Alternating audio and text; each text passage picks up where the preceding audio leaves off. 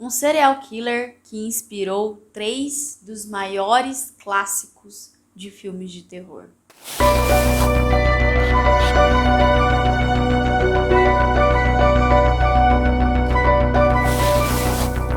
Olá, fofoqueiros! E aí, tudo bem com vocês? No vídeo de hoje eu vou falar sobre o pai do terror, o serial killer que inspirou 3 dos maiores clássicos de filmes de terror, Ed Gein. Antes de mais nada, eu já queria pedir para vocês deixarem um like, se inscreverem no canal e comentarem aqui embaixo. Bora pro vídeo. Ed Gein nasceu em La Crosse, em Wisconsin, em 27 de agosto de 1906. Ele foi o segundo filho de George Philip Gein e Augusta Wadeham Gein. Edward tinha um irmão mais velho chamado Henry George Gein. Augusta desprezava o seu marido, que era um alcoólatra, os dois não se davam nem um pouco bem, e ela era uma religiosa fervorosa. Por conta disso, eles acabaram se mudando para uma fazenda em Plainfield, Wisconsin. E lá, ela tratou de educar os seus filhos, mantendo eles longe de outras crianças, impedindo qualquer tipo de socialização. Ela dizia que ela era a única mulher correta no mundo. Todas as outras eram prostitutas. Além disso, ela também lia a Bíblia para eles pelo menos 3 horas por dia. Ela também os ensinava a desprezar o alcoolismo, uma vez que o pai deles era alcoólatra. Na infância de Gein, no começo de sua infância, ele frequentava a escola, mas tinha muita dificuldade em fazer amigos. Ele sofria bullying na escola por ser tímido e um tanto quanto afeminado. E todas as vezes em que ele tentava fazer amizade, era logo impedido pela sua mãe. Até que ela resolveu tirar o menino da escola e educá-lo dentro de casa ela mesma, de acordo, é claro, com a religião. No dia 1º de abril de 1940, o pai de Edward sofre um ataque cardíaco por conta do alcoolismo e vem a falecer. Então ele e seu irmão Henry começam a fazer diversos tipos de bicos na cidade para poder sustentar a fazenda. E, é claro, ajudam a mãe deles a cuidar da fazenda. Gein tinha como um de seus bicos preferidos o de babá. Ele era frequentemente escolhido pelos pais das crianças da cidade para poder cuidar das crianças, já que ele se dava muito bem com elas, até porque ele tinha muita dificuldade em se dar com adultos. Ele era bem infantil. A relação de Henry, irmão de Gein, com Ed começou a se complicar nesse período. Henry conheceu uma mulher por quem se apaixonou e começou a pensar em se casar. E logo ele começou a perceber que as atitudes de sua mãe não eram muito certas. Frequentemente ele falava mal de Augusta para Ed, que surtava com tudo aquilo e não aceitava de forma alguma que ele falasse mal de sua mãe.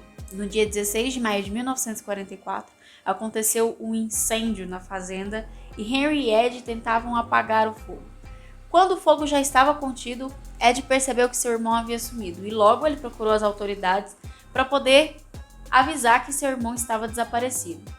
O estranho é que quando os policiais chegaram no local, Ed levou eles direto até o corpo de seu irmão, que não estava queimado. Ele não havia morrido por conta do incêndio, mas ele estava com algumas marcas na cabeça, como se tivesse levado algum tipo de pancada na cabeça. Mas o legista local informou que ele morreu por asfixia por conta do incêndio. Então, a morte de Henry não foi muito bem investigada, até porque a polícia local achou que seria muito difícil que Ed tivesse feito qualquer coisa contra o seu próprio irmão. Após a morte de seu irmão, sua mãe, Augusta, teve um mal súbito, um AVC, e acabou ficando de cama. Gein agora estava sozinho com ela e cuidava dela o tempo todo, se dedicava exclusivamente a cuidar de sua mãe. Mas, em algum momento no ano de 1945, eles foram até a casa de um de seus vizinhos, um tal de Smith, para comprar feno. Lá, na casa desse tal do Smith, dizem que ele estava espancando um cachorro. E a situação deixou a mãe de Ed extremamente nervosa. Não porque ele estava batendo no cachorro, mas porque havia uma mulher no local gritando com o Sr. Smith para que ele parasse de bater no cachorro. E Augusta informou a Ed que ela não era esposa do Sr. Smith, portanto a chamou de prostituta do Smith. Logo depois disso, ela passou mal outra vez, tendo outro derrame e dessa vez vindo a falecer. Augusta faleceu no dia 29 de dezembro de 1945, aos 67 anos. E de acordo com o autor Harold Shatter, nesse momento Ed perdeu a sua única amiga e o seu verdadeiro amor, ficando completamente sozinho no mundo e se tornando ainda mais recluso. A partir daí, as partes aonde a sua mãe costumava ficar na casa ficaram intocadas. Ed não alterou esses locais e nunca mais veio a entrar lá. No entanto, ele passou a viver no restante da casa, no primeiro andar. E essa parte da casa se tornou miserável. O lugar estava completamente sujo, cheio de entulhos, bagunças, um verdadeiro caos. Nesse meio tempo, após a morte de sua mãe, Ed se interessou ainda mais por um hobby que ele já gostava desde a infância, a leitura. Só que, mais especificamente, revistas de culto à morte e histórias de guerras. Além disso, ele criou o hábito estranho de visitar os cemitérios locais da cidade. E o que ele fazia lá era assombroso. Na manhã do dia 16 de novembro de 1957, a dona de um armazém em Plainfield, conhecida como Bernice Warden, desapareceu. Um residente de Plainfield relatou que um caminhão havia parado na parte traseira do edifício e por volta das 9h30 da manhã. A loja ficou fechada o dia todo. Alguns residentes do local acreditavam que era por conta da temporada de caça de cervos. O filho de Bernice era delegado e xerife da cidade, Frank Warden. Ele chegou ao armazém por volta de 5 da tarde. Lá, ele encontrou a caixa registradora aberta e diversas manchas de sangue. Warden disse aos investigadores que Ed Gein foi o último a estar na loja, já que lá havia uma nota fiscal feita pela mãe dele para vender a Ed anticongelante. Como aquele havia sido o último recibo feito por Bernice, Gein era o principal suspeito e ele foi preso no mesmo dia. Ele foi encontrado em uma mercearia no oeste de Plainfield e o departamento de xerife de Washoe County fez buscas na sua fazenda. E o que eles descobriram lá parecia um verdadeiro filme de terror. Chegando no local, o delegado Art Shelley deu de cara com algo assombroso. Um corpo que estava pendurado por um gancho, como as carnes ficam penduradas em açougues, e aberto como um cervo. As vísceras haviam sido retiradas. O intestino estava em uma caixa de papel. E aquele corpo decapitado, pendurado ali no meio da cozinha da fazenda, era o corpo de Bernice Warden. Além disso, eles encontraram várias outras coisas terríveis na casa de Ed. Ossos humanos inteiros e fragmentados, uma lixeira feita de pele humana cobrindo vários dos assentos das cadeiras, crânios na sua cabeceira de cama, crânios femininos, alguns com o topo cerrado, tigelas feitas de crânios humanos,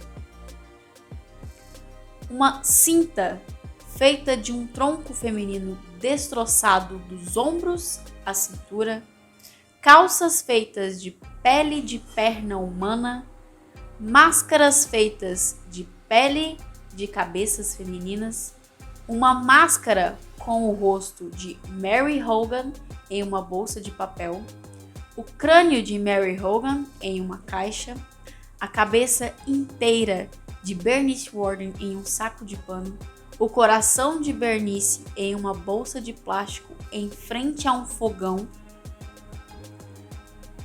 9 vulvas em uma caixa de sapatos, o vestido de uma menina e a vulva de 2 mulheres que aparentemente tinham 15 anos de idade, um cinto feito de mamilos humanos femininos, 4 narizes, um par de lábios em um cordão de cortina na janela, um abajur feito de pele de uma face humana, unhas e dedos de mulheres. Mary Hogan, como eu falei, que teve o seu crânio e o seu rosto, a pele do seu rosto, encontrado na casa de Ed, era uma mulher que havia desaparecido estranhamente pouco antes da morte de Bernice e que ninguém sabia até então o que tinha acontecido com ela. Quando Ed foi questionado sobre tudo o que foi encontrado na casa dele, ele afirmou que entre 1947 e 1952 ele fez pelo menos 40 visitas noturnas aos 3 cemitérios locais, com a intenção de exumar corpos de mulheres que se pareciam com sua mãe. Ele lia nos jornais os trechos de obituários e buscava saber sobre as mais recentes mortes. E as mulheres que ele identificava que eram parecidas com sua mãe, com o amor de sua vida, ele ia até o cemitério, exumava os seus corpos e os levava para a casa dele para fazer todas aquelas atrocidades. Ele afirmava que enquanto fazia essas visitas noturnas aos cemitérios, ele estava confuso. E em 30 dessas visitas ele voltou a si enquanto ainda estava escavando os túmulos. Depois fechou-os, deixou-os como se nada tivesse acontecido e voltou para casa de mãos vazias. Art Shelley, o delegado que encontrou o corpo de Bernice pendurado pelos pés na casa de Ed Gein, surtou ao ouvir seu depoimento e acabou o agredindo, o que acabou fazendo com que o seu primeiro depoimento fosse inadmissível. Shelley testemunhou no julgamento de Gein, mas veio a falecer por conta de um ataque cardíaco um mês depois. Os amigos dele afirmam que ele ficou extremamente traumatizado com o que ele viu na casa de Gein. Ed foi considerado como incapaz e mandado para um hospital psiquiátrico, o Central State Hospital, que mais tarde viria a se tornar uma prisão. E então ele foi transferido para o Mendota State Hospital em Madison, Wisconsin. Em 1968, os médicos declararam que ele estava apto a passar por um julgamento. Seu julgamento começou no dia 14 de novembro do mesmo ano e durou uma semana. Ed foi inocentado de tudo, considerado mentalmente incapaz, e foi condenado a passar o resto da sua vida internado em um hospital psiquiátrico. Vale ressaltar que por conta de tudo que foi encontrado na casa dele, por conta do alvoroço que foi a situação na cidade de Plainfield, a própria população queimou e destruiu a casa de Ed Gein. E o carro que ele usou para carregar as suas vítimas foi vendido. Ed morreu no dia 26 de julho de 1984. Ele sofreu uma falha cardíaca respiratória devido a um câncer e morreu no hospital de Mendota Mental Health Institute. A sua lápide foi vandalizada ao longo dos anos por diversas pessoas que retiravam pedaços para levar de recordação.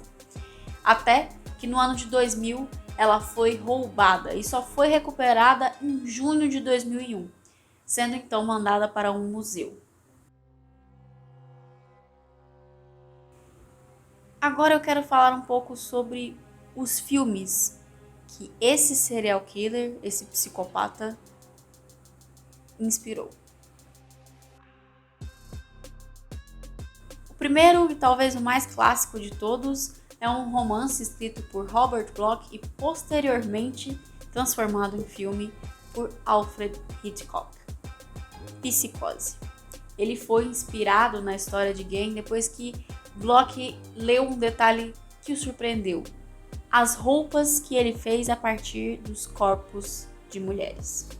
Os psiquiatras que trataram Ed durante todo o período em que ele esteve internado afirmam que a intenção dele ao fazer aquelas roupas com peles de mulheres era se transformar em uma mulher.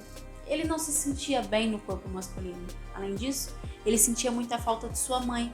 Então ele tentava transformar a si mesmo em sua mãe. E, estranhamente, ele vestia essas roupas de peles femininas para dançar na sua casa ou até fazer as funções domésticas que a sua mãe costumava fazer para matar a saudade dela. E foi a partir desse fato que Bloch decidiu escrever um romance sobre um filho que é obcecado pela sua mãe. O livro foi publicado em 59 e o filme foi lançado em 1960. O personagem Norman Bates se tornou muito famoso e um dos mais icônicos psicopatas dos filmes de terror. O segundo filme, eu acho que você já deve ter imaginado: O Massacre da Serra Elétrica. É claro que o personagem do filme não é totalmente inspirado no Ed Gein, mas é visível aonde o Ed foi inspiração para esse serial killer. A começar, é claro, pela máscara feita de pele humana e os móveis da casa da família, que também eram feitos com partes de corpos humanos, assim como a estranha decoração da casa de Gein. O último filme de terror que eu tenho para citar aqui para vocês é O Silêncio dos Inocentes. O personagem Buffalo Bill tem sim traços do Ed Gein, não só dele, mas ele também é inspirado em Ted Bundy, Gary Handy e Edmund Kemper. Mas a parte dele que é inspirada no Ed é justamente os trajes femininos. Bom, é isso, pessoal. Eu espero que vocês tenham gostado do vídeo. É um vídeo de True Crime, que é um tipo de material que eu gosto muito. E eu espero que vocês tenham gostado. Se vocês tiverem gostado, deixe aqui nos comentários qual outro caso vocês querem ver aqui no canal, que eu posso trazer aqui para vocês. Não esquece de deixar o seu like, que me ajuda muito na divulgação do canal. Se inscreve se você ainda não é inscrito e ativa o sininho das notificações para ficar por dentro dos próximos vídeos. E eu vejo vocês no próximo vídeo.